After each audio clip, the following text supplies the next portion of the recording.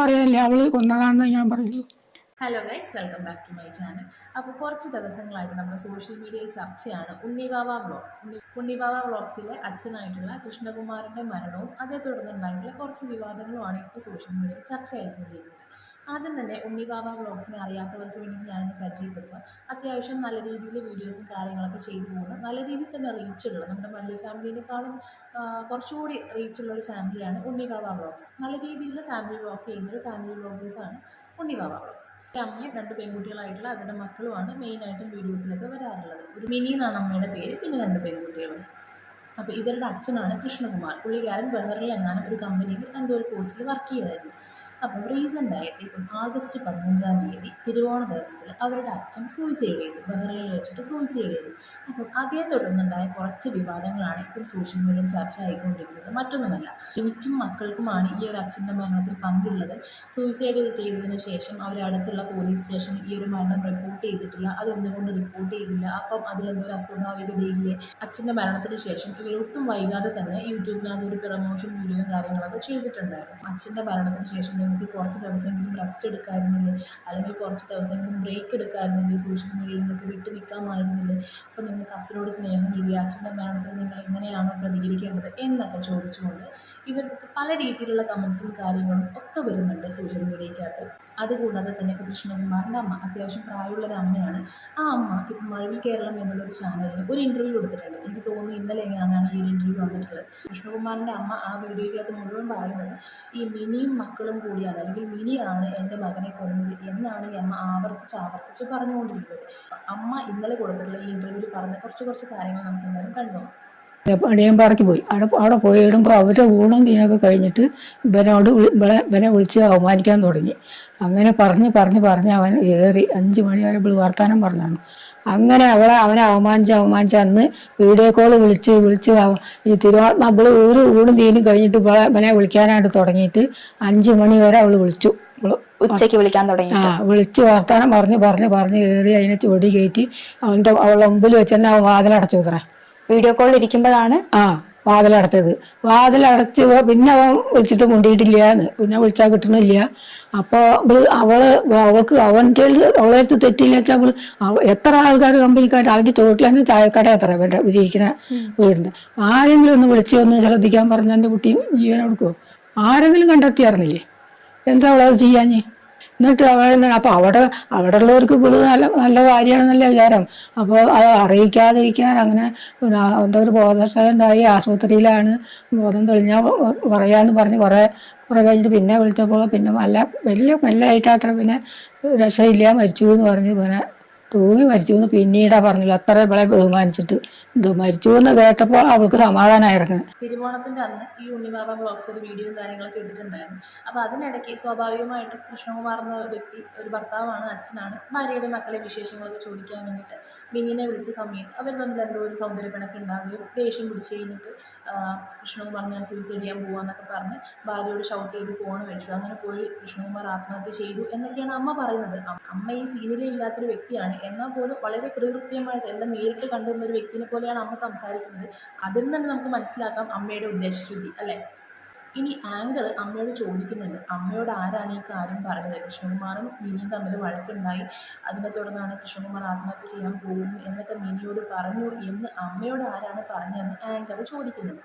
ആ സമയത്ത് അമ്മ എന്താണ് പറയുന്നത് കൂടി നമുക്ക് കേൾക്കാം. അമ്മേനോട് ആരാ പറഞ്ഞത് ഇങ്ങനെ ചേട്ടനെ വിളിച്ചുകൊണ്ടിരിക്കുമ്പോഴാണ് ഇങ്ങനെ പ്രശ്നം ഉണ്ടായത്, വാതിലടച്ച് പോയതെന്ന്? അതിപ്പോൾ അവള് ഈ സമയത്ത് ഈ മരിച്ചതെന്ന് പറഞ്ഞിട്ട് ഞങ്ങളവിടെ പോയപ്പോൾ അപ്പോൾ അവളും പറഞ്ഞ് കരയാണ്, ഇങ്ങനെ ചെയ്തു. അപ്പോൾ എന്തിനാ അങ്ങനെ ചെയ്ത്? ഞാൻ അമ്മയ്ക്ക് ഓണപ്പട കൊടുത്തില്ലേ, അമ്മയ്ക്ക് പൈസ കൊടുത്തില്ലേ, പിന്നെ എന്തിനാ ഇത് ചെയ്ത്? എന്തിനാ ചെയ്ത്? ഞാനൊന്നും ചെയ്യരുതേ എന്ന് ഞാൻ പറഞ്ഞില്ലേ, എന്നിട്ട് പിന്നെ നിങ്ങൾ എന്തിനാ ഇത് ചെയ്ത്? ഇങ്ങനെയൊക്കെ അവൾ പറഞ്ഞതാട്ടോ. എനിക്ക് ഒരു അറിവില്ല, അവരെ ഒരു വിവരം ഞാൻ അറിയാറുമില്ല. ഓക്കെ, കൃഷ്ണകുമാറിൻ്റെ മരണത്തിന് ശേഷം സ്വാഭാവികമായിട്ടും ഭാര്യ എന്ന രീതിയിൽ ഭാര്യ വാവിട്ട് നിലവിളിച്ച് കരയും. അത് മാത്രമല്ല മക്കളും കരയും. അപ്പം അങ്ങനെയുള്ളൊരു കരച്ചിലിനിടയ്ക്ക് നമ്മൾ സ്വാഭാവികമായിട്ട് ഇങ്ങനെ പറഞ്ഞുകൊണ്ടിരിക്കുമല്ലോ കരയുന്നതിനിടയ്ക്ക്. അപ്പം അത് അമ്മ കേട്ടു. അപ്പം അത് അമ്മ കുറച്ച് കൊലിപ്പിച്ച് പറഞ്ഞതാണ് ഈ ഒരു ഇൻ്റർവ്യൂവിൽ കാണാൻ സാധിക്കുന്നത് അല്ലേ. അവൻ മരിച്ചിട്ട് എത്തിയിട്ടില്ല, അതിൻ്റെ മുമ്പ് എനിക്ക് പെൻഷനൊക്കെ കിട്ടൂലേ അമ്മാന്ന് അവൾ എന്നോട് ചോദിക്കണേ. പെൻഷൻ കിട്ടൂലേ? ഇത് വിധവാ പെൻഷൻ കിട്ടില്ലാന്ന്. കൃഷ്ണു ചേട്ടന്റെ ഭാര്യക്ക് ഇനി വിധവാ പെൻഷൻ കിട്ടൂലെന്ന് ആ മുമ്പേ ചോദിച്ചു. എന്നോട് ചോദിക്കുക, അവൻ മരിച്ച് അവൻ വീട്ടിലെത്തിയിട്ടില്ല, അതിന്റെ മുമ്പേ അവൾ ചോദിക്കുക എന്നോടേ ഞാൻ എന്താ അവളോട് പറയണ്ട്. മരിച്ച് മണിക്കൂറുകൾ തികയുന്നതിന് മുമ്പ് തന്നെ വിധവാ പെൻഷൻ കിട്ടുമെന്ന് അമ്മേന്റെ അടുത്ത് ചോദിച്ച ആളാണ്. അപ്പൊ ആ ആൾക്ക് ഭർത്താവ് മരിച്ചതില് ഒരു വിഷമവും ഇല്ലെന്നാണ് അമ്മ പറയുന്നത്. അതെ, അവൾക്കൊരു വിഷമമില്ല. അവള് കാരണമാണ് എന്റെ മരിച്ചെങ്കിൽ ഞാൻ ആരോടും പറയും. സ്വന്തം മകന്റെ മരണത്തെ തുടർന്ന് ശത്രുപക്ഷത്ത് നിൽക്കുന്ന ഈ ഒരു അമ്മയോട് അല്ലെങ്കിൽ അമ്മായിയമ്മയോട് തന്നെ മിനി ഈ വിധവാ പെൻഷന്റെ കാര്യങ്ങളൊക്കെ ചോദിച്ചു എന്ന് പറയുന്നത് കേട്ട് നിൽക്കുമ്പോൾ ദഹിക്കാൻ ഇത്തിരി ബുദ്ധിമുട്ടുണ്ട് അല്ലേ. നമ്മൾ ഭർത്താവിന്റെ മരണത്തിന് ശേഷം ഉടനെ തന്നെ അമ്മായിയമ്മയോട്, അത് അമ്മയോടല്ല അമ്മായിയമ്മയോടാണ് വിധവാ പെൻഷന്റെ കാര്യങ്ങളൊക്കെ ചോദിക്കും. എനിക്ക് തോന്നുന്നില്ല. ഇനി ബാക്കി കണ്ടു. ഇനി വേറെ എന്തെങ്കിലും പറയാനുണ്ടോ? വേറെ ഒന്നും പറയാനില്ല, അവള് കൊന്നതാണെന്ന് ഞാൻ പറയുള്ളൂ. അതായത് ഒരുപാട് ഇങ്ങനെ മോശം കമന്റുകൾ വരുന്നുണ്ട്. എന്താണ് സത്യം എന്ന് പലർക്കും അറിയില്ല. സത്യം അറിയണം എന്നുള്ളതൊക്കെ ഉണ്ട്. അപ്പം അനിയൻ പറഞ്ഞിട്ടുള്ളത് പരാതി കൊടുക്കണം എന്നാണ് പറഞ്ഞിട്ടുള്ളത്. പക്ഷെ അവനൊരു ദോഷം വരരുത്, ഞങ്ങൾക്ക് അവളെ പേടിയാണ്, അത് ഞങ്ങൾ പറയണം.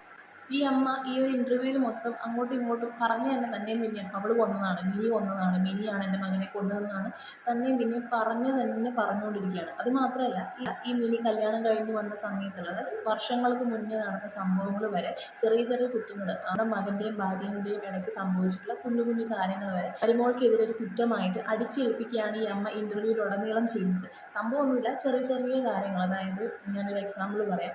ഒരു കല്യാണം കഴിഞ്ഞ് വന്ന സമയത്തെങ്ങാനും ഹണിമൂൺ ടൈമിലെ കാര്യം, അതും ഇത് ടൈമിൽ ഭാര്യയും ഭർത്താവും കൂടി സിനിമയ്ക്ക് പോവുകയും, അപ്പോൾ സിനിമ കഴിഞ്ഞ് നേരെ സ്വന്തം വീട്ടിലേക്കല്ല ഭാര്യേൻ്റെ വീട്ടിലേക്കാണ് കൃഷ്ണകുമാറും മിനി കൂടി പോയത് എന്നൊക്കെയുള്ള രീതിയിലുള്ള കുഞ്ഞു കുഞ്ഞു കാര്യങ്ങളാണ് ഈ അമ്മായിയമ്മയായിട്ടുള്ള ഈ അമ്മ ഈ മിനി ആയിട്ടുള്ള മരുമോൾക്കെതിരെ ഈ ഇന്റർവ്യൂവിലുടനീളം അടിച്ചേൽപ്പിച്ചുകൊണ്ടിരുന്നത്. സത്യം പറഞ്ഞാൽ ഇരുന്ന് കുറ്റം പറയാണ്. ടിപ്പിക്കൽ അമ്മായിയമ്മ മരുമോളെ എങ്ങനെയാണോ കുറ്റം പറയുന്നത്, അതും ഒരു ഇന്റർവ്യൂവിൽ പറഞ്ഞു കഴിഞ്ഞാൽ അറിയാതെ നാട്ടുകാർ മുഴുവൻ വേണം. അപ്പോൾ ഇരിക്കട്ടെ എന്നുള്ള രീതിയിലാണ് അമ്മായിയമ്മ മകൻ്റെ മരണത്തെ തുടർന്ന് ഇങ്ങനൊരു ഇന്റർവ്യൂവിൽ വന്നിട്ട് മരുമോൾക്കെതിരെ കുറ്റം ആക്ഷേപിച്ചുകൊണ്ടിരിക്കുന്നത്.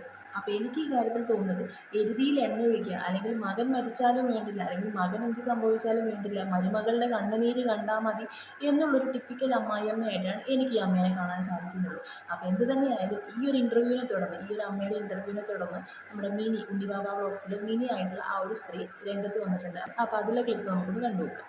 പക്ഷെ ഇവർ ഇങ്ങനത്തെ ഒരു വീഡിയോ ഇടുന്നത് ഞാൻ വിചാരിച്ചിരുന്നില്ല.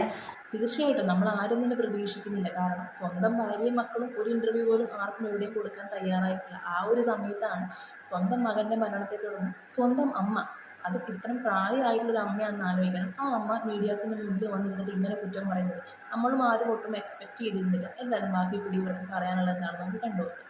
നിങ്ങളൊന്ന് ആലോചിക്കണം, ഒരിക്കലും ഒരു അമ്മായിയമ്മ മരുമകളെ കുറിച്ചിട്ട് നല്ലത് പറയില്ല. പറയുന്ന ആൾക്കാരുണ്ട്, അവരിലല്ല. നിങ്ങൾ പിന്നെ ഒന്ന് ആലോചിക്കണം, 21 അവർ ഫുള്ള് അതിൽ പറയുന്നത് എന്നെ കുറ്റാണ്, ഞാൻ അത് ചെയ്തു, ഇത് ചെയ്തു, ഭർത്താവിനെ കൊന്നു, അങ്ങനെയാണ്. അപ്പോൾ നിങ്ങൾ ആലോചിക്കണം, 21 വർഷമായിട്ട് ഒരു നല്ല കാര്യം പോലും ഞാൻ ചെയ്തിട്ടുണ്ടാവില്ലേ?